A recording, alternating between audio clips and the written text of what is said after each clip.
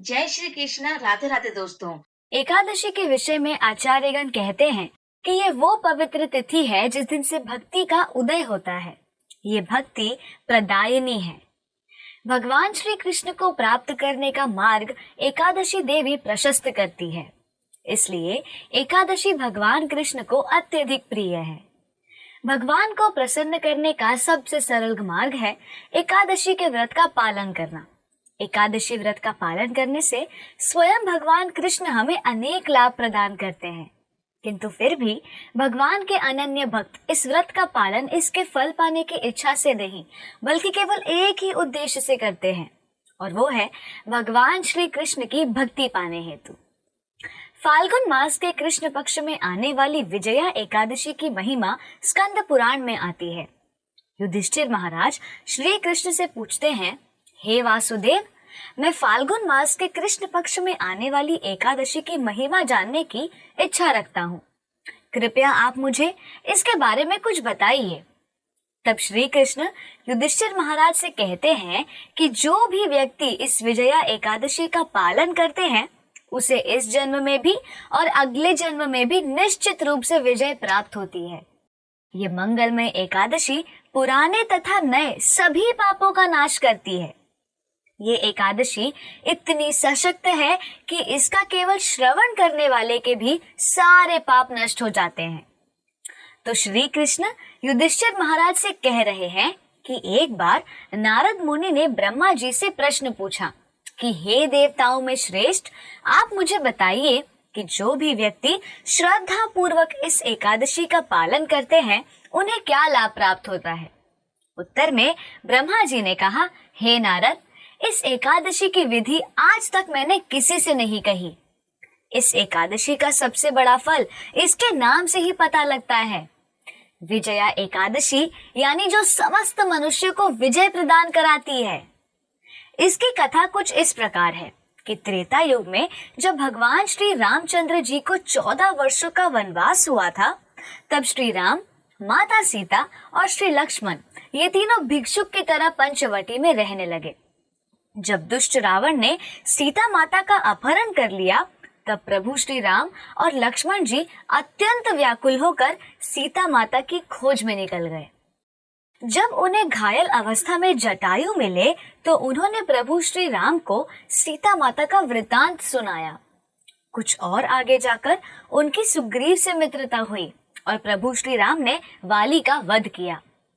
हनुमान जी ने लंका जाकर सीता माता का पता लगाया और लंका दहन के बाद वापस आकर उन्होंने प्रभु श्री राम को सब कुछ बताया। सुग्रीव के साथ निर्णय लेकर प्रभु श्री राम ने लंका जाना सुनिश्चित किया। समुद्र के तट पर पहुंचने के बाद उन्होंने लक्ष्मण जी से परामर्श किया कि इस भयंकर समुद्र को कैसे पार किया जाए। ये सुनकर लक्ष्मण जी श्री राम जी से कहते हैं, हे रघुनंदन, इस द्वीप में प्राचीन काल से वक्तालव्य नाम के एक बहुत ही महान ऋषि रहते हैं। हमें उनके दर्शन करने चाहिए और उनसे पूछना चाहिए कि हम अपने लक्ष्य पर कैसे पहुंच पाएंगे। इस प्रकार वक्तालव्य मुनि के आश्रम में जाकर सभी ने उन्हें प्रणाम किया। आश्चर्यचकित होकर वक्तालव्य मुनि भगवान राम से पूछते हैं, हे प्रभु, आपका यहाँ आने का क्या उद्देश्य है। प्रभु श्री राम वक्तालव्य मुनि को कहते हैं कि हे ब्राह्मण श्रेष्ठ, मैं समुद्र के तट पर पहुंचा हूँ और मेरे साथ मेरी बहुत विशाल सेना है। हमें समुद्र को लांघना है और रावण का वध करना है और लंका पर विजय प्राप्त करनी है।